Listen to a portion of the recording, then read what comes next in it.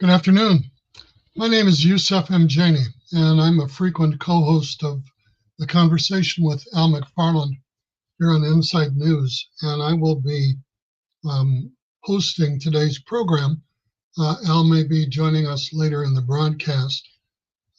Thank you so much for joining us today. We have a very exciting program, but before we begin, this is a live stream broadcast reaching an international audience across social media platforms for Inside News and for NNPA, the National Newspaper Publishers Association, on YouTube, Facebook, and Twitter. Friends and family can watch the broadcast live or later on demand by way of the Inside News YouTube channel at youtube.com/@InsideNews Minnesota/streams, or YouTube, look for @Inside News, and you'll locate where the program is located. We appreciate your sharing information about the broadcast with friends, family, and fellow travelers, and encouraging them to view and or listen when possible. On Tuesdays, we also are simulcast on radio station KFAI FM in Minneapolis, and we greatly appreciate their support and partnership in this endeavor. We're going to begin with headlines today, and on today's broadcast, we have a number of exciting interviews for you. First is going to be Dr. Laura Chávez-Moreno, who is an author and professor at the University of California, Los Angeles, who has recently published a book entitled How Schools Make Race, and also talk about bilingual education on the first half of our program. On the second half of the broadcast, we're going to be interviewing and visiting with Angela Reed, who is the executive director of Close Knit, which is a program that specializes in loving youth out of homelessness, located on West Broadway in North Minneapolis. And she's going to be sharing information with us about her program and a piece of legislation entitled the Right to House Youth Act in the Minnesota State Legislature. So please bear with us, because we have both of those exciting interviews coming up. First, just a couple of headlines focusing today primarily on tariffs, economic news, and economic impact. And I regret to have to report that the tariff wars continue, emanating from the White House, and Canada, which is our #1 supplier of foreign steel to the United States, will face a doubling of its current 25% tariff on Canadian steel and aluminum tomorrow morning. That tariff will raise to 50%. And in response to Trump's 25% tariff announced a couple of weeks ago on Canadian goods, the Premier of Ontario has indicated that there will be a 25% tariff on electricity to parts of Minnesota, Michigan, and New York State. And in response to Trump's doubling of the tariff, Premier Ford has asked President Trump to please discontinue the chaos which the tariff wars are creating. And Trump, in return, has repeated his insistence that Canada become our cherished 51st state. As a result of Wall Street's fear of recession based on Trump's tariff wars and other dismantling of the U.S. government, there has been a $4 trillion loss in the stock market since Mr. Trump took office, and yesterday saw the largest single-day loss this year, 15% of Standard & Poor on the New York Stock Exchange. In addition, yesterday, Tesla stock took a $29 billion, 15% plunge, along with owner Elon Musk's popularity since he began dismantling the US government and witnessed what some economists are referring to as a Trump bump. Tesla dealer sales have witnessed an alarming increase in vandalism, protest, sinking sales, and a loss of customer loyalty. And this is not just a United States problem, it is a global problem because in Germany alone, Tesla sales dropped 60% in January and 76% in February. As an example, in December 2024, Tesla stock was $480 per share. In early March of this year, it had plunged to $220 per share. Now, this erased over $800 billion in the market value of Tesla stock, which is Elon Musk's primary business venture and source of income. So we have to fasten our seatbelts and hold on because the Wall Street Journal published an opinion piece expressing fears of an all-out recession because of Trump's economic policies. But enough of the headlines. Let's welcome Dr. Laura Chávez-Moreno, again, the author and professor of How Schools Make Race. She is an assistant professor at the University of California, Los Angeles, in Chicano and Central American Studies and Education. She received her PhD right across the St. Croix River at the University of Wisconsin-Madison in the School of Education. Her doctorate is in curriculum and instruction. And Dr. Chávez-Moreno, I'm Yusef Mgeni. Allow me to welcome you to the conversation with Al McFarlane. And Al had an appointment that ran late and hopefully may join us in progress during the broadcast today. How are you today? Hi, thank you so much for having me. And I'm very happy to speak with you, Yusef. Thank you. Yep. I hope you weren't impacted by the wildfires in Los Angeles recently in your neighborhood. Yes, not in the way that was seen in the news and in that horrible way. More impacted by the air quality and also the anxiety and having friends who have been really impacted very severely. So in that way, yes. Is the Los Angeles area on the rebound?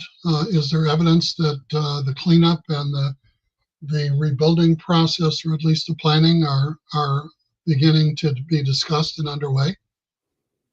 I'm not keeping up with that so much. I do have colleagues who are doing that, and I've heard that it's slow going, but. Okay.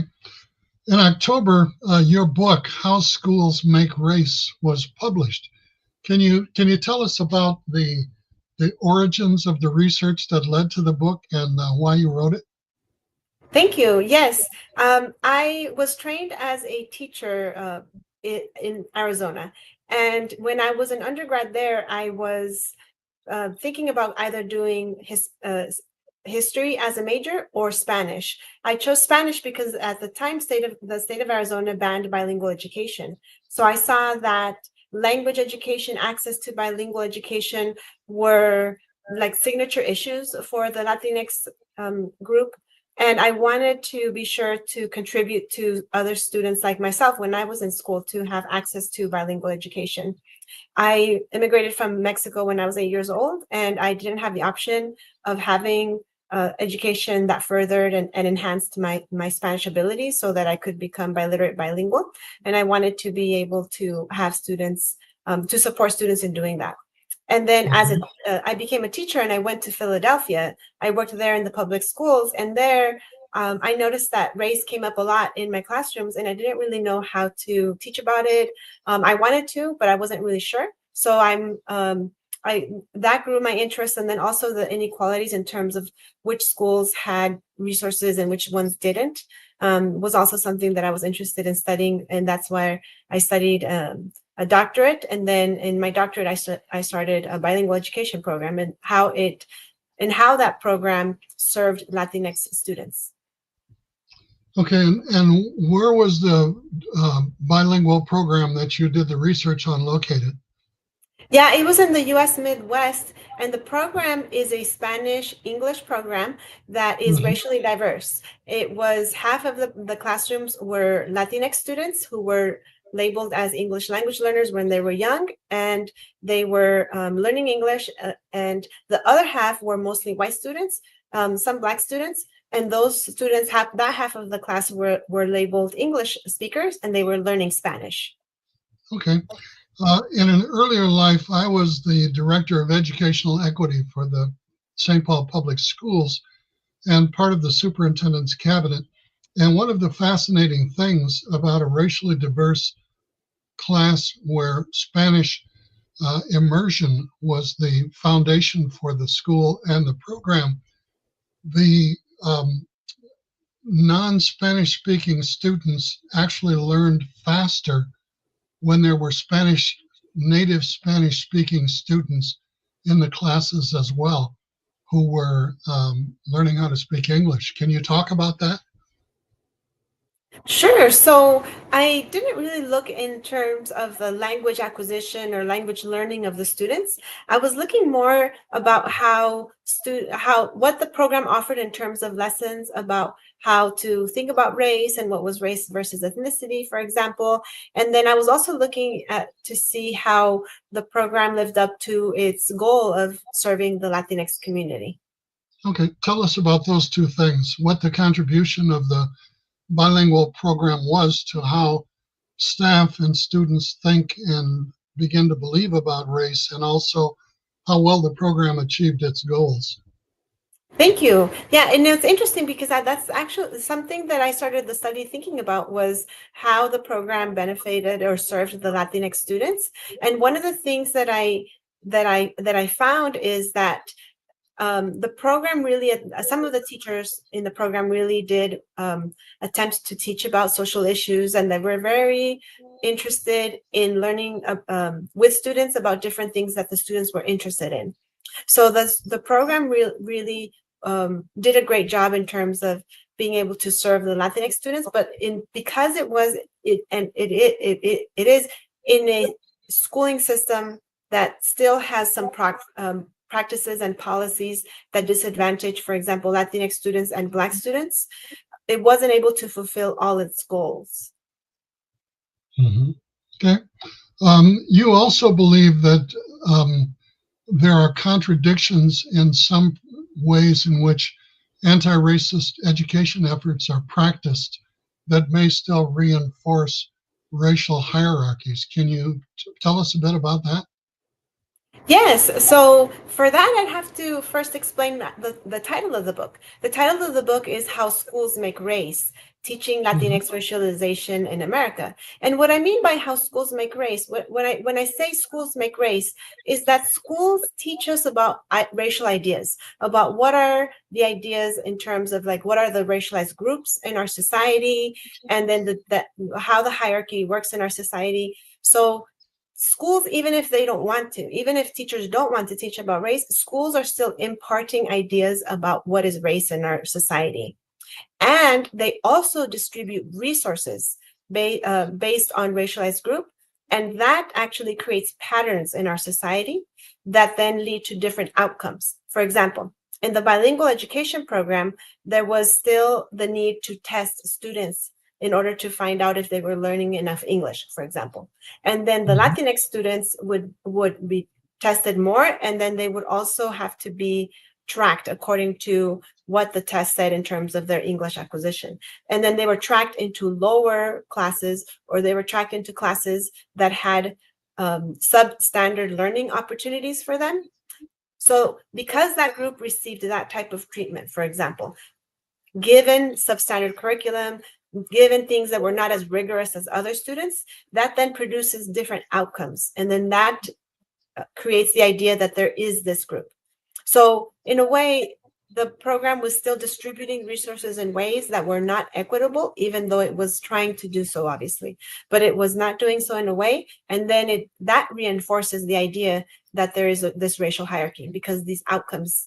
I mean, we shouldn't be surprised that if you give a student a substandard curriculum, a substandard lesson, for example, that they're not going to perform as well as other students who have been given very enriching lessons, for example. Okay. How has your book been received? Oh, I think it's been received very well. I've been invited to several universities. For example, I just came back from a trip. I presented at the University of Nebraska at Lincoln, also at Brown University, Harvard University, North Carolina State University, University of Wisconsin-Madison. I've presented in different conferences, academic conferences. So, there's other things that are coming up, and there's a lot of questions about, for example, the way that I'm thinking about race and the way that I'm describing the Latinx group. So I think it's being received very well. Thank you. Okay. Let me shift the conversation just a bit. These are challenging times for people in education, particularly for people who are working with marginalized groups in education, Black, Brown students, women's studies, advanced placement courses.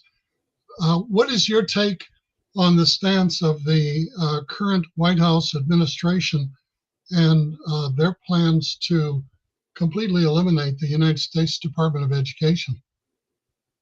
Yeah, I'm not an expert in this area, but what I do know is that the Department of Education does do work in terms of trying to provide resources to schools that are underfunded, because schools are mostly funded by local and state taxes. Sure. The problem is that local and state taxes have not been equitable, have not provided enough resources for communities that have been racially discriminated against. So because that's happened, the Department of Education has had different policies and programs in order to provide more funding to those type of schools. So it is very, very concerning that that's even something that has to be talked about. Municipalities generally receive the funding for education from their local property taxes from the state in which they're located, and about 7 cents out of the dollar comes from the federal government for education programs. But from the state and from the federal government come a lot of mandates or requirements that public schools and charter schools do certain things, but they don't necessarily fund those mandates. They require that they be taken care of with local resources, which again draws away financial assistance for students who have significant needs, whether that's language, whether it's learning, whether it's nutrition, whether it's courses that reflect the language, culture, and history of particular student groups, or whether it focuses on anything. In fact, there was a book also published last year called Teaching White Supremacy by Donald Jacobone, who is a professor in the Hutchins Center and researcher at Harvard University, and looked at public school textbooks going all the way back to the 1700s and said that basically the foundation for what we teach about history in this country is based on white supremacy. Do you have any thoughts or comments about that? Yes, thank you. One of the things that my book does is it shows that whether teachers or schools want to teach about race, there are lessons about race in the classroom. In fact, we have known as scholars that these type of lessons, in terms of racist lessons even, have been going on in the school system for many, many years. So so what I argue in the book is that teachers and other educators, we should recognize that whether we want to or not, schools are constructing ideas about race in our society, and most of the time in our history, they have constructed ideas that are racist. So we have to make sure to take an anti-racist stance. And what that means is teaching about race explicitly, teaching about how race is made in our society and how we can be anti-racist. In order to understand how to be anti-racist, we also have to have some type of understanding about how is race made, which is one of the things that the book talks about. And race is made by the unequal distribution of resources. Now, how do Latino, Latinx, Chicano, Tejano students navigate racial identity in schools where there may be a very limited number of staff, whether they are, teaching assistants or full members of the faculty, or there may be a dearth of courses other than English language learning for Latinx students? How do they navigate racial identity in public schools? Thank you so much. So those examples that you gave are excellent examples about how schools are providing different resources to some youth. So for example, not having enough staff, not that speaks their language, for example, not having enough textbooks that are relevant or courses that are relevant, or even bilingual education, for example. All of these are resources that schools provide unequitably, for example. So those are things that are contributing to our idea that some groups are inferior or not. Because when we provide substandard resources to some populations, we then contribute to thinking that those populations don't deserve those type of resources, and then they don't really need them, et cetera, et cetera. We can think about all these narratives about how communities of color, for example, don't really deserve those type of resources. So it's like a cycle. You provide substandard resources. The students who are getting these substandard resources don't perform as well as other students who are getting marvelous resources.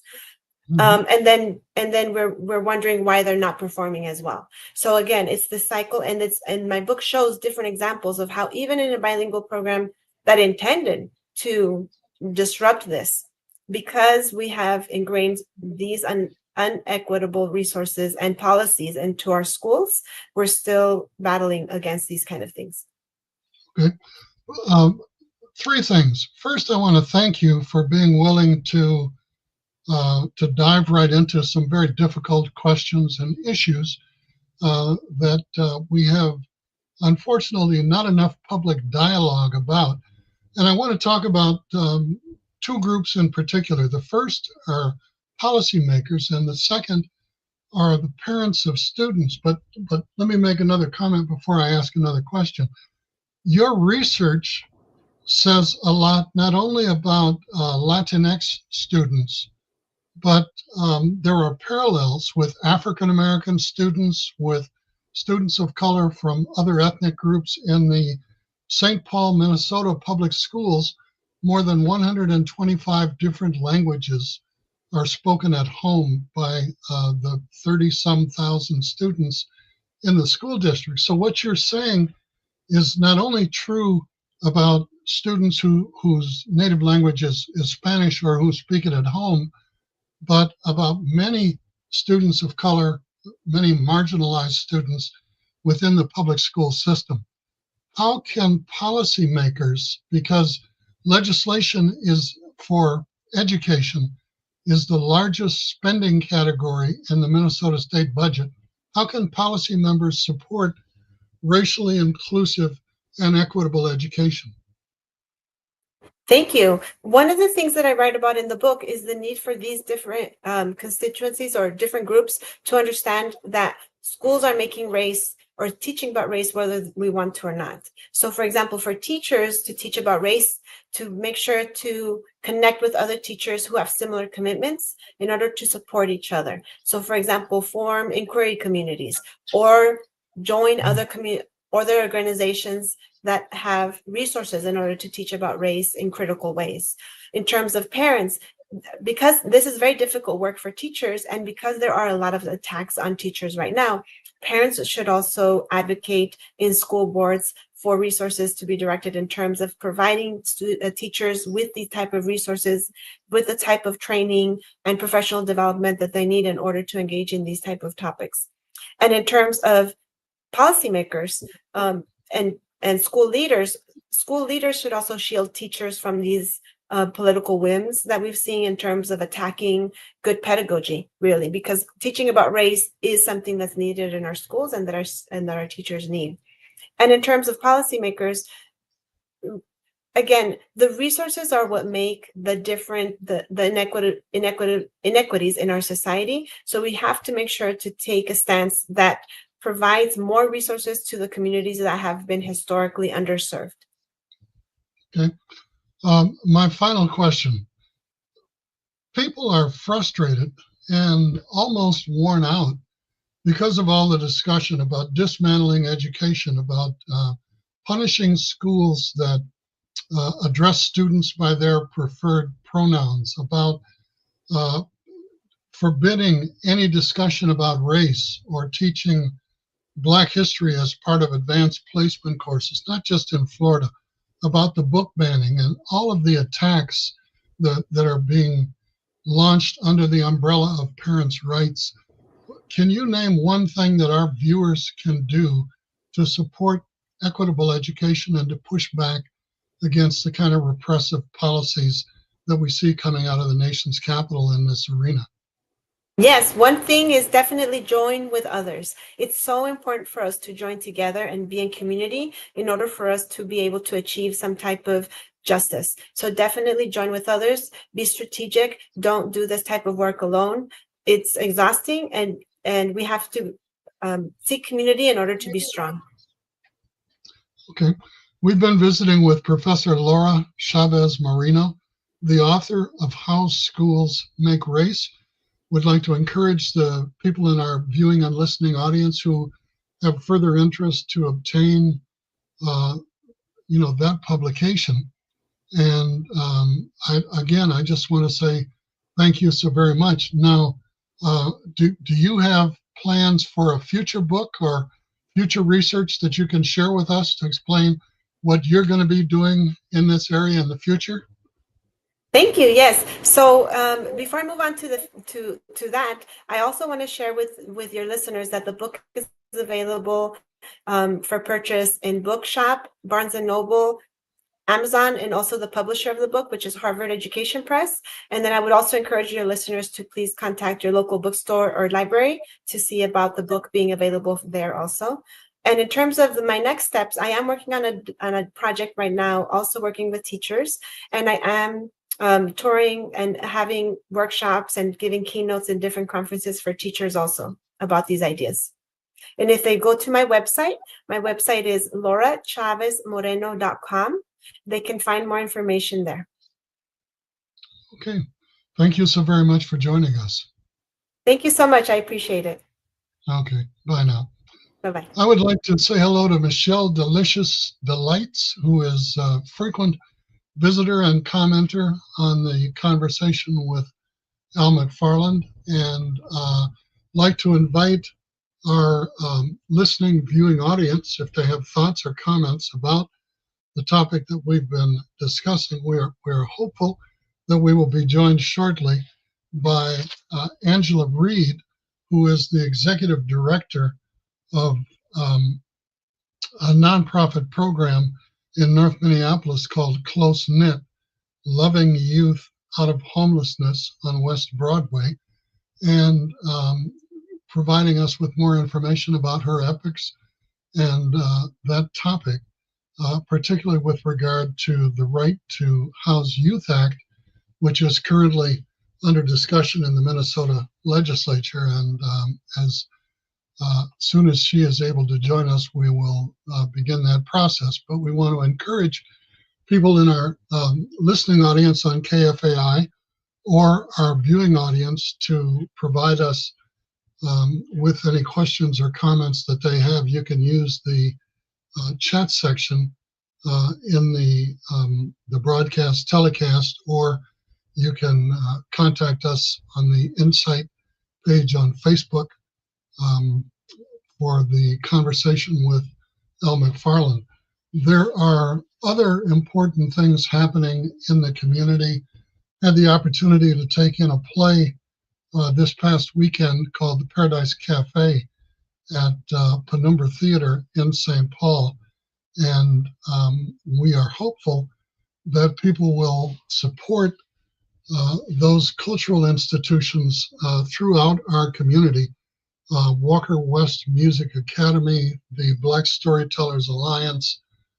There are ethnic cultural groups in just about every ethnic community in the Twin Cities. And the best thing that we can do is get out and support them financially. We can make donations. We can attend their performances, their discussions. In Black Ink just had a couple of tremendous forums at the Hallie Q. Brown Martin Luther King Center in St. Paul that were held in conjunction with Macalester College, focusing on culture, art, and ways in which there are similarities between the destruction of Black Wall Street in Tulsa, Oklahoma, and I-94's impact on the Rondo community in St. Paul and other major metropolitan areas. So we want to give a shout out for Mixed Blood, for all of the other, cultural organizations in our community, and Insight and the conversation with Al McFarlane at Insight News do, I think, an incredible job of providing access to resources like how race is taught in schools, like the impact of the executive orders coming from the president, from the Department of Government Efficiency, if you'll pardon my eyebrows taking off on me as I repeat that. Some of the missteps in the current administration have been difficult to make up if you were, telling stories. The tariff wars tend to go back and forth like a tennis match, where a tariff is announced one week and then suspended the following week, or certain items are exempted or lifted. And in particular have been the attempted tariffs against Canada, Mexico, and China. There's now discussion about tariffs against Russia. And if you have thoughts or comments about the incredible news conference that was held in the White House with President Zelensky of Ukraine and President Trump and Vice President Vance, we'd certainly like to hear from you, because there was a lot of head scratching going on. It was a bizarre news conference with the president and vice president attacking the president of Ukraine. And the purpose of the meeting was intended for Ukraine to sign an agreement giving the United States 50% of the mineral wealth of the entire country of Ukraine in exchange for continuing United States foreign aid. And President Zelensky was prepared to seal the deal and sign that agreement. He was requesting, however, that there would be some guarantee of, a peace agreement being maintained, because many of the earlier promises that have been made around, temporary truces or, holding back on the destruction of Ukraine have not been honored. And the president and the vice president got very angry and upset, and beyond finger pointing were verbally assaulting the president of Ukraine. And people were bewildered across the planet trying to ascertain exactly what the motivation or the intended outcome was supposed to be, because it looked more like a WWE match than it did a diplomatic dialogue between the heads of two countries which have been allies during a war that has been going on for almost 4 years, following the invasion by Russia, including the accusation that it was the Ukrainians who actually started the war with Russia and not, an invasion by Russia of Ukrainian territory and sovereignty. The international posture has really solidified in support of Ukraine, and there will be a summit held in London later this month or the beginning of next month with the heads of all of the European nations to express their solidarity and to pledge continued support for the people of Ukraine as they seek to maintain their independence. Ukraine is the doorstep to NATO, and the United States, in a bizarre turn of events, voted against Ukraine and a UN resolution aimed at Russia. Within the last 10 days to 2 weeks, the United States sided with the Russians and attempted to veto the resolution calling for a peaceful solution and end to the conflict, to the war in Ukraine, between Ukraine and Russia. So where one goes from here is an open question. Again, if you have thoughts or comments, we would welcome them on the broadcast. I don't want to meander for the following 20 minutes, but if you have thoughts or comments, please put them in the chat column, and we'd be happy to share them with our listening and viewing audience. And again, we'd like to acknowledge the live rebroadcast or simulcast of the conversation with Al McFarlane with KFAI FM. And we want to remind people that the conversation with Al McFarlane can be heard on the website of the National Newspaper Publishers Association, NNPA, which is the trade group for just about all of the Black weekly or monthly newspapers in the United States. It can be heard on Facebook. Insight has a site, has a page on Facebook where the broadcast is carried. And we want to also indicate that you can hear us on the Insight YouTube channel, on Twitter, and you can watch or listen to the broadcast of the conversation with Al McFarlane, broadcast live or on delay. You can, on demand, call up various programs that have been broadcast and telecast and, listen and learn along with us. We don't claim to have all the answers, but we have been fortunate to have incredible guests on the program on a weekday basis. And all credit goes to Al McFarlane, the originator, the motivator, and the driving force behind this conversation. I want to shout out to Michelle Delicious and the members of the listening viewing audience, to Jared, our production supervisor, who handles all of the technology behind the scenes and makes us look and sound far better than we actually are. And also to Trina Stubbs, the Chief Operating Officer at Insight News, for her work in preparing the background information and lining up the guests and the information that we share here on Conversation with Al McFarlane. In other interesting information, let me deal with the constitutional crisis that is coming out of the White House while we see if there are thoughts or comments that our viewers and listeners have that they would like to share with us this afternoon. The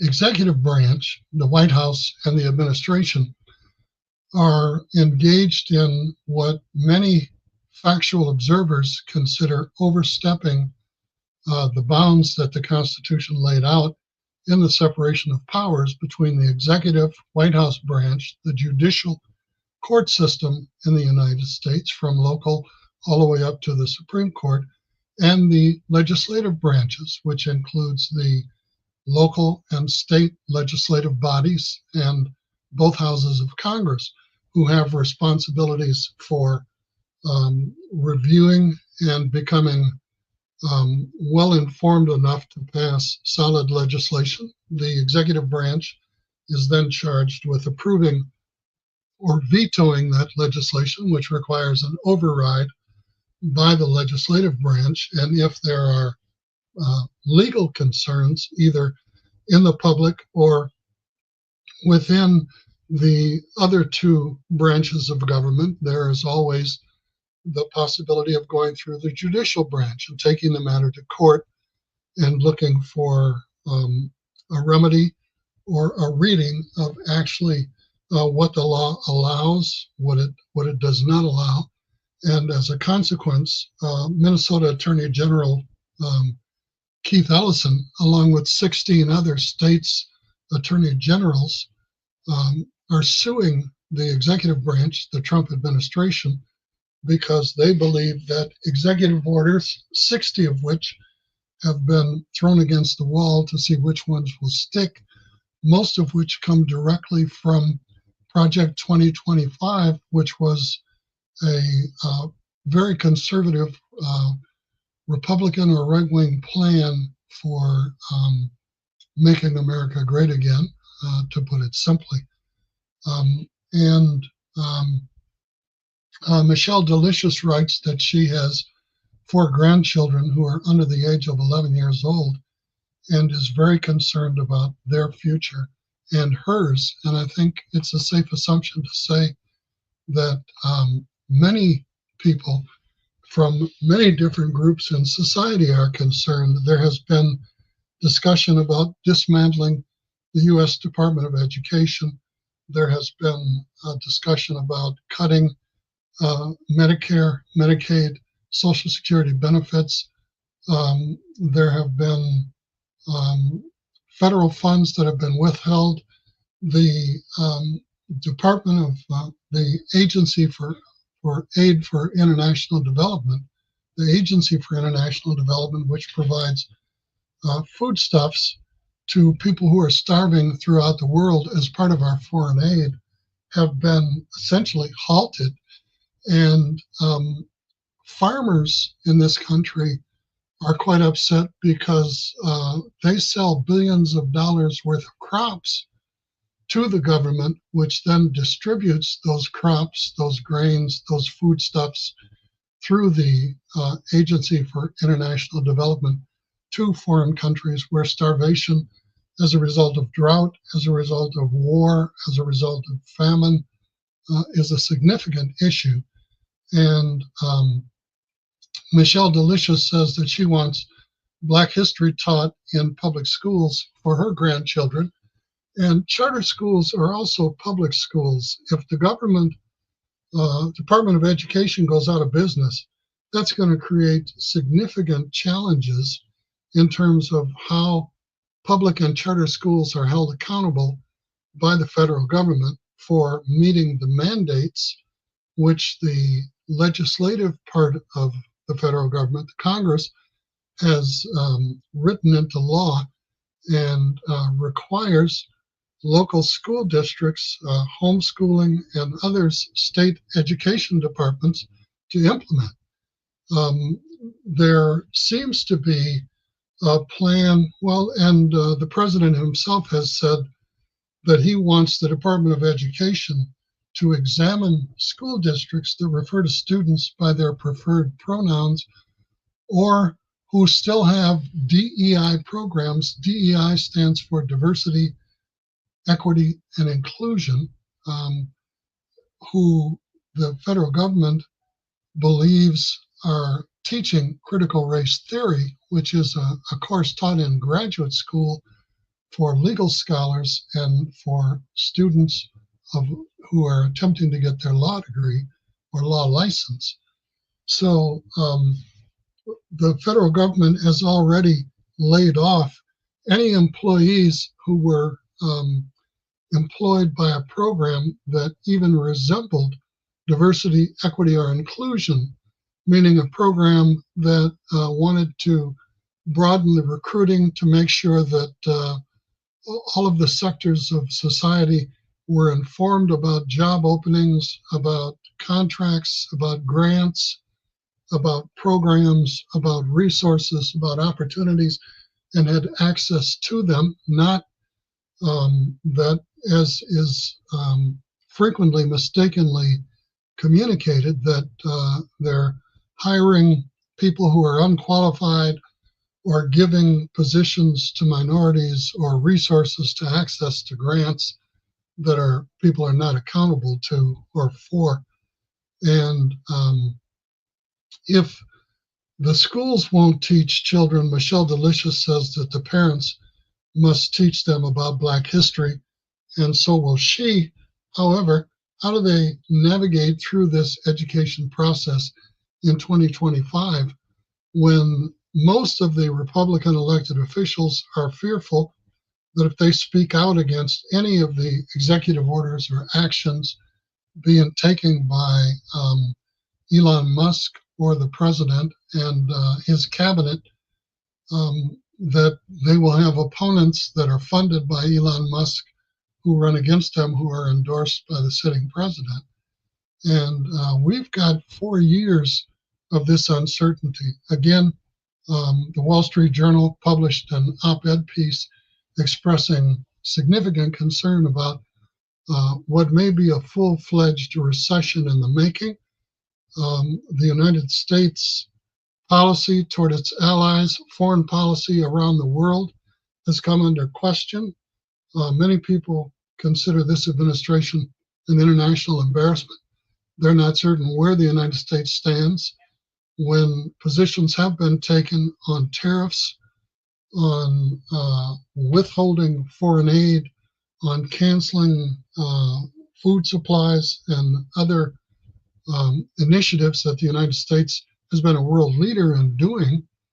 The policies change. We used to say if you don't like the weather in Minnesota, wait around 5 minutes, it'll change. And now they're saying if you don't like an edict coming out of Washington, wait around for a week because there will be exemptions, suspensions, and the political climate changes too. The other bizarre happenstance is that the president has threatened to use the United States military to evict the Palestinian residents of Gaza and the West Bank and to rebuild those two independent Palestinian territories into the Riviera of the Middle East and make them vacation spots with spas and beaches and hotels and resorts and casinos and who knows what. I hope this is not Atlantic City Part 2. We know how well the former president did with that junket, but we are in for a tricky ride. Now, what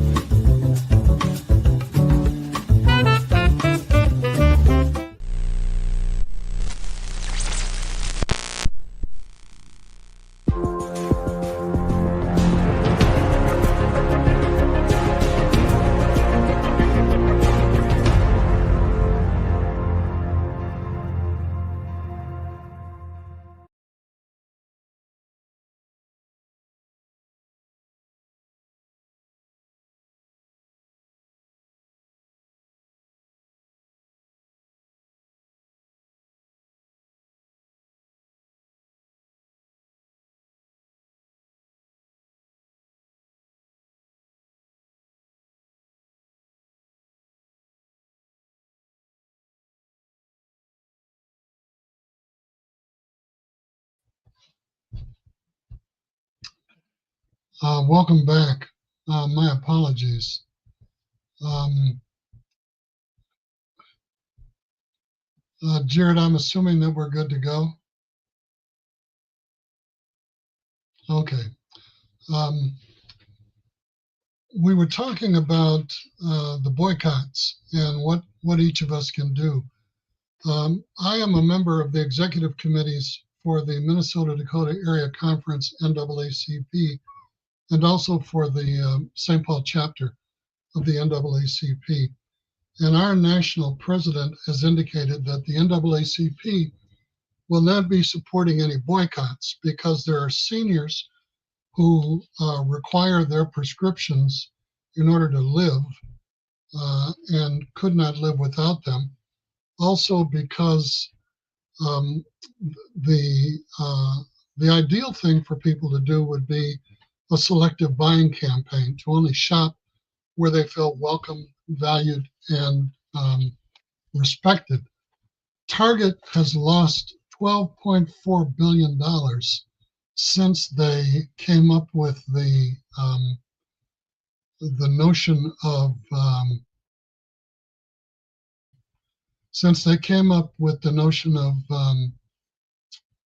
dismantling or discontinuing their commitment to diversity, equity, and inclusion. And there are people who are shopping at Costco because Costco has refused to abandon their commitment to DEI because they feel it's good for the bottom line. Costco is not in the business of selling wholesale goods. They're in the business of making money. The president of U.S. Steel said the same thing to a group of steel workers who wanted the plant reopened. He said, if you can identify a way that we can make more money, please let us know. We'd be happy to do that. So if grandma has to go to Target to get her meds at CVS, God bless her. You know, she needs to do that. If she has the disposable income and she can afford a membership at Costco, if she has private transportation, or she can get to a business where she feels welcome, valued, and respected because they honor diversity, equity, and inclusion, then by all means, let her do that. We talked about Tesla losing $800 billion worth of market share because 60% of the sales in Germany in January, 76% in February, fell off the map because Elon Musk lost $29 billion yesterday because people are concerned about the distractions, about his political positions, that he's not taking care of the store. And, you know, pension funds, other investors on Wall Street who own stock in Tesla are considering whether, you know, it's being sold off. There's been a lot of vandalism and physical protest at Tesla dealerships around the planet because people are very concerned about what impact he is having. So what can you do? Okay. Number one, you can inform yourself. You can read, you can listen to newscasts, you can talk to other people who you respect and ask them what they're doing, join with them and work together. The best choices are the most well-informed. You can inform and educate yourself. Number two, you can advocate. If you feel strongly enough about executive orders or positions that are being taken, you can write a letter to the editor. You can call up a radio talk program. You can contact your legislators and demand that the people who represent you on the city council, on the school board, in the state legislature, in Congress, in the United States Senate, reflect the same values and views that you do. You can make certain that your voice is your vote and that you expect to exercise it. If you're not registered, you can get registered.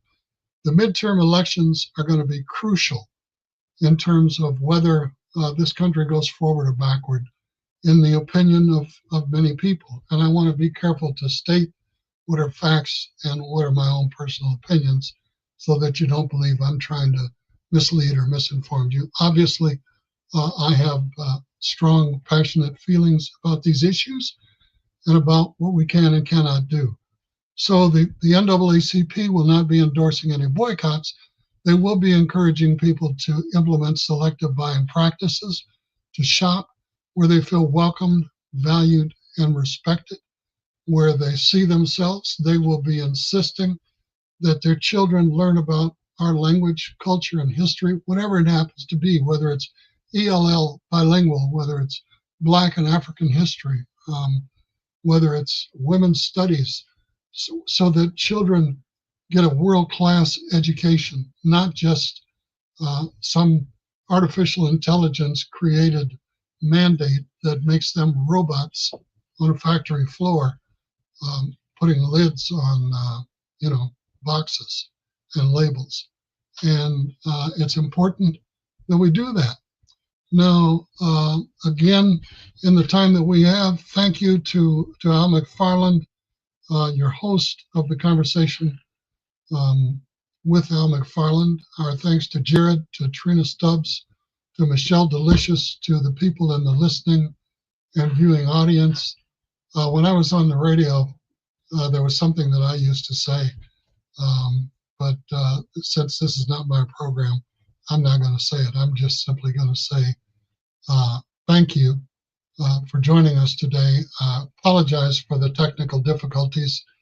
We have those in life, and we have those on the air, and we just have to do our best to work beyond them. So do get involved. And Ron Karenga said, and I believe this very sincerely, what good does it do to win the argument if you lose the person? So it's not about attacking people. It's not about,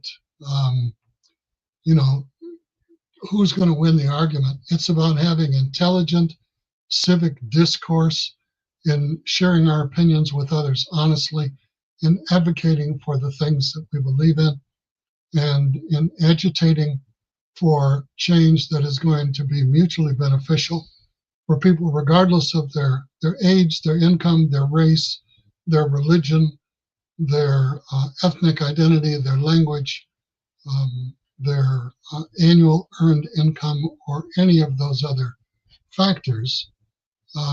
We need to stick together, stay together, go forward, and do the best that we can. And that is going to wind it up for this week's edition of the Conversation with Al McFarlane. God bless you, stay safe, and we'll look for you tomorrow.